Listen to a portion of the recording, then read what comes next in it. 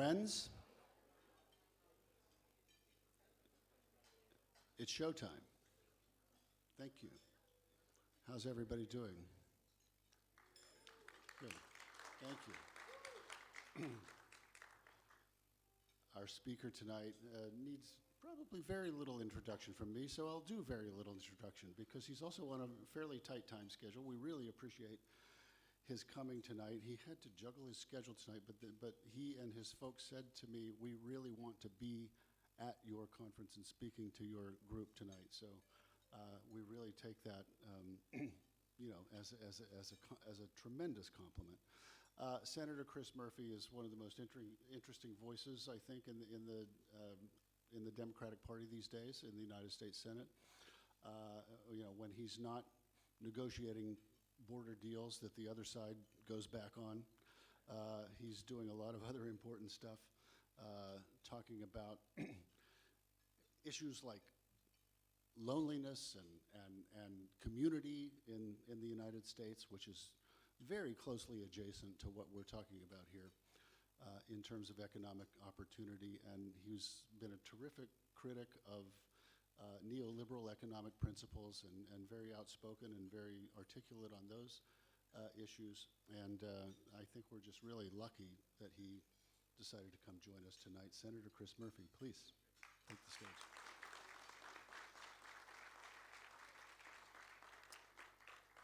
Well, thank you very much. It's great to be with a lot of old friends and some new ones. Thank you very much for accommodating me. I will admit to you, I am barely awake. I took the red-eye flight back from Phoenix last night, where I got to watch UConn win another NCAA tournament. So I've lost count. It's a smattering of applause for UConn. I think it's like our 237th championship. We've kind of lost count in Connecticut. I think this is a really, really important gathering, and I'm so excited to get the download for what you have talked about and what you have learned. But I wanted to just share with you a few thoughts about why I think this middle out movement is so important and so right-sized to what I think is an even more perilous moment than most Americans realize. So last Wednesday, I was reading a really long, thoughtful column from Jeff Goldberg. It was chastising moderate Republicans in the Senate for voting against impeachment after January 6th when they had the chance to kind of end Donald Trump's political career. It was about the same time that people were looking at this clip from Hillary Clinton. She'd gone on The Tonight Show, and she had sort of chastised people who were considering not voting to get over yourself. There are two choices, she said.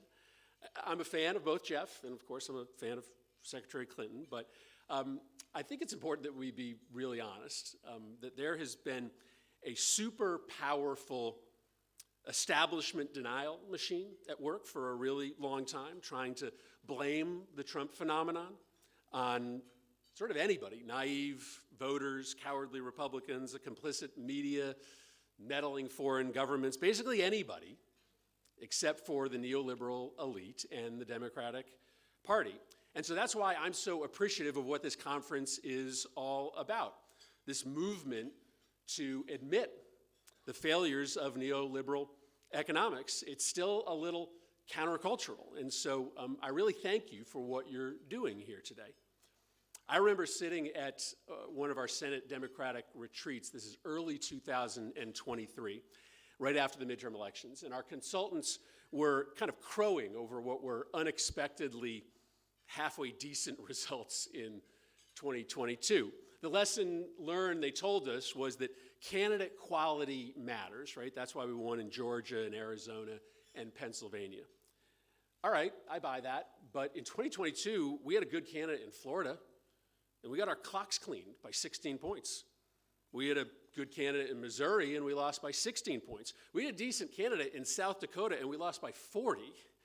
These are all states where Democrats used to be competitive just a generation ago, just 10, 20 years ago. Our problem isn't candidate quality. Our problem isn't feckless Republicans or gullible voters. Our problem is pretty simple. Our problem is that there is a revolution afoot in this country. And Donald Trump is one of the few politicians who sees it. You get this. This is why you're here. But I think it's important to take a step back and be honest about why that revolution is simmering. If we don't, we're not going to be able to translate middle economics to the zeitgeist of the country. What's happened is that in the last quarter century, America, and the West more generally, has undergone this unprecedented, dizzying set of cultural and economic changes, and it has deeply impacted people's ability to find positive purpose and meaning in their life. This massive transfer of wealth and economic power to a handful of concentrated elites. It's really comparable only to the Gilded Age, and it's left lower and middle income families feeling resentful of it and powerless about their circumstances. This commoditization of everything not nailed down, the triumph of greed and soulless consumerism over the common good, it's created, and you feel this kind of hard to pin down emptiness in American life today. The pace of technological change, social media, cryptocurrency, AI, it's left families just kind of feeling overwhelmed and exhausted, convinced that these new technologies are ruling them, not working for them. They know somebody's making money off them, but it's definitely not them. The proportion of women participating in the workforce has doubled since the 1950s. That's a great thing, but it has transformed men's sense of self. There are millions of men who are feeling unmoored, who are feeling isolated, as they lose that historic definition that they've clung to for centuries as providers and protectors. And so all these lightning quick cultural shifts, they've left Americans feeling this set of things: powerless, anxious, emasculated, humiliated. And they are begging the political class to recognize this state of kind of spiritual crisis in which they exist. And if democracy can't figure out and address their plight, then they are open to other offers. That's what I talk about when I'm talking about this revolution that's underfoot, because they aren't looking to be chastised for being sour on democracy. Because for the last 40 years, these Americans have watched our democracy sell this market fundamentalist, neoliberal vision of technology, markets, unfettered free trade that has hollowed out the cities and the small towns that they live in, destroyed the industrial base. It's turned citizens into robotic consumers and engineered the greatest concentration of wealth in the nation's history. And so people are asking, what about that democracy is worth keeping? Why wouldn't I take a chance on a much more streamlined, much more efficient method of government, like the one that Donald Trump is offering, than the mess I've gotten now? And here's, I think, what's important to understand. These voters who are consumed with this spiritual struggle in the face of all these changes, they aren't just looking for a party or candidates who simply promise to adjust the dials of public policy, a little to the right or a little to the left. They are looking for an explanation about what happened and a vision, not just about how they're going to make more money or how the roads will get fixed or how their kids will get better test scores, but a vision for how their lives will matter again, a vision for how they reclaim that meaning and the purpose that's been lost in just a handful of decades, and a reason to believe that democracy is still relevant to that mission. That's what middle-out economics needs to deliver, and that's why I'm so excited that you are here this week. So what do we need to do to get there? And I just want to talk about three things. First, let's just be honest here at the Salamander. Our party is perceived too often to be the party of judgmental elites. Now, part of that is unjust. Part of that is a natural consequence of our coalition becoming more dependent on higher income, higher education voters. But part of that reality is a choice that we make, that we have to confront. For instance, are we or are we not the party of poor people? Last summer, a song called Rich Men North of Richmond went viral in online conservative circles. I thought it was a good song. It was a political song. about how working people had been abandoned by government. Listen, it was full of a bunch of right-wing tropes like blaming poverty on welfare programs, but it also spoke to some bedrock democratic progressive priorities. That singer was talking about low wages, the soullessness of work, concentrated economic power.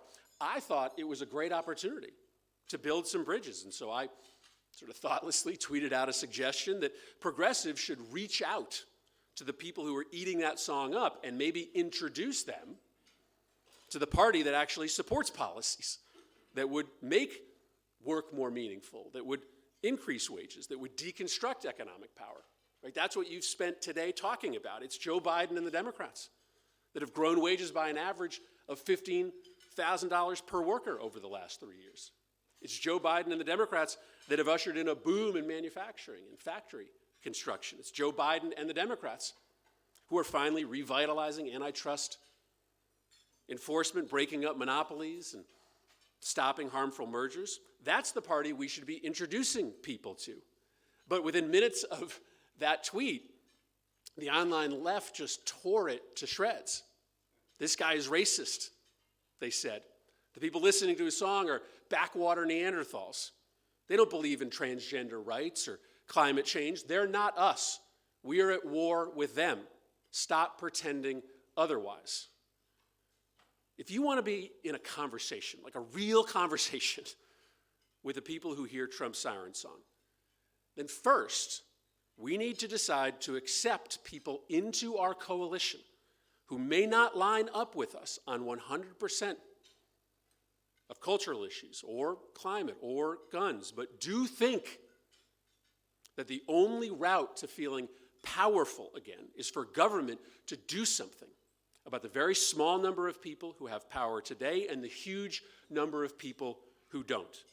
And maybe if we had more people who like that song inside our coalition, inside our tent, instead of outside our tent, we might actually have a better chance at converting them on the issues that they haven't come around on yet, like choice or gay rights or guns. Other times, we just need to be honest as a movement and realize when parts of our agenda have become kind of needlessly out of step with lower income voters. For instance, to reference a topic that I've been spending a lot of time on recently, a lot of low income voters in this country feel like they've been waiting in line for a really long time for their share of the American dream. And so they bristle at 10,000 migrants every day crossing into America, and in their eyes, justified or not, cutting the line.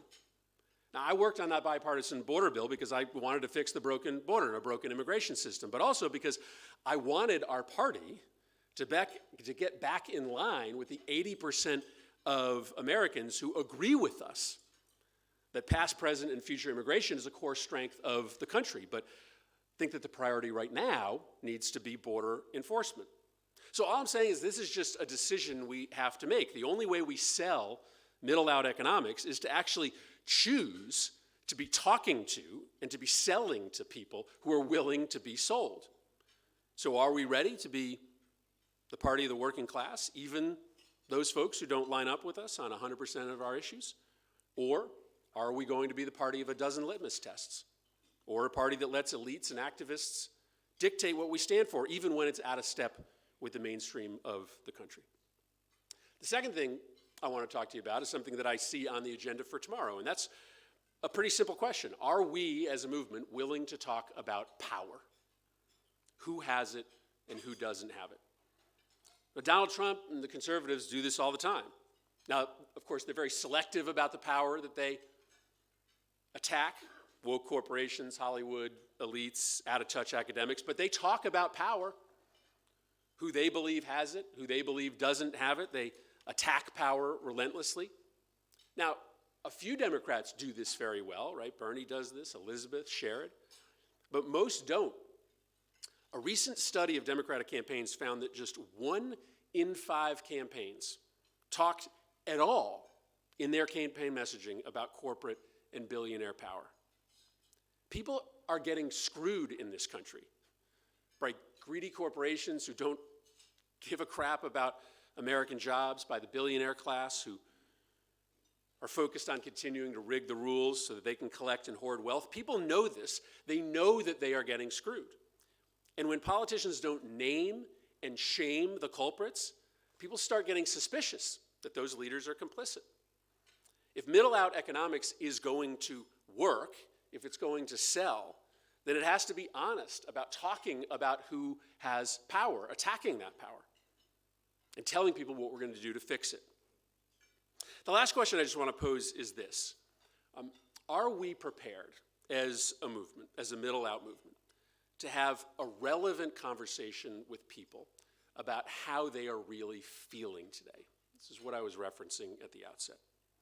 Are we capable of lifting our political talk out of the weeds and selling a politics that is something more than just a venue to fix problems, but a quest for all of us together to search for some higher purpose, for a higher meaning, for happiness? I think Joe Biden does a great job of connecting with the emotional core of the country. But it's not always something that our party is good at. And for middle-out economics to really penetrate, we need to do better here. 18 months ago, I wrote an essay that I thought no one was going to pay attention to. Michael referenced it. It was entitled The Politics of Loneliness. And it didn't get a lot of mainstream media amplification, but it got shared millions of times on social media, mostly by completely apolitical people. Why? Because it turns out that loneliness, teenage loneliness, white male loneliness, parental loneliness, these were dinner table topics. And people were desperate to hear leaders talking about the way that they are feeling and to show them a way out. Right now, Republicans are doing a better job at this task than we are. I'll give you an example. Why is the House Republican caucus focused on banning TikTok? Right, you might think it's just about anti-China hysteria, but for a long time, Republicans have understood the way that many parents are feeling today. Parents are feeling out of control of their kids' lives. They are feeling deeply frustrated by the pace of technological change. It's just moving too fast for them to keep up with. And so banning TikTok is kind of a corollary to the really hateful, divisive parents' rights movement in places like Florida. It's a message to parents that we are putting you back in control. It starts with this analysis, this diagnosis about how people are feeling in this country, and then it's plugging policy into that diagnosis. And so why on earth on this issue are Democrats letting Republicans outflank us on the question of social media regulation? It's a great issue that allows us to plug directly into this spiritual crisis that so many Americans, in this case, so many parents are feeling. The broader point I'm making is this. We need to be in an emotional conversation with the country. I love tax credits and drug pricing policy and building new bridges, but you can't start there, right? People want to feel in control of their lives, and they want us to talk about that. People want to feel powerful again, and they want us to talk about that. People want to feel connected to something bigger than themselves or just the consumer economy, and they want us to talk about that. People want to feel less alone, and they want us to talk about that. They want us to stop and take a breath and connect to them emotionally before we launch into policy solutions. I know this is a lot to ask of the middle-out movement, to let new people in, to have fewer litmus tests, to talk about power, to tell a story about who has it and who doesn't, to get out of the weeds and talk about big ideas like meaning and connection and purpose. But the good news is that we are present at a moment of potentially historic political realignment. There is high risk in this moment. We could lose our democracy to this revolution that is brewing out there. But there is also very high reward, Because the disintegration of the Republican Party into a cult of personality, it gives us an opportunity to build a new supermajority. Low-income Americans who want to support a middle-out party that is willing to deconstruct concentrated elite power, alongside higher-income, higher-educated voters who refuse to be part of a Republican Party that degrades women, that glorifies political violence, and destroys democratic norms. Those two constituencies together present a once-in-a-lifetime opportunity. And so, yes, it feels like we are locked in an existential fight for our democracy and for our nation, because we are. But if we make the right strategic choices over the next few years, the middle-out movement can be part of a story about how we are going to emerge on the other side of this stronger than ever before. I am so excited for the work that you are going to do here over the course of today and tomorrow. There is nothing at stake less than the future of our democracy and our country, and your ability to convince Americans that a middle-out movement will connect them with that loss of meaning and purpose and connection. Man, nothing could be more important. Thank you all for letting me come by this evening.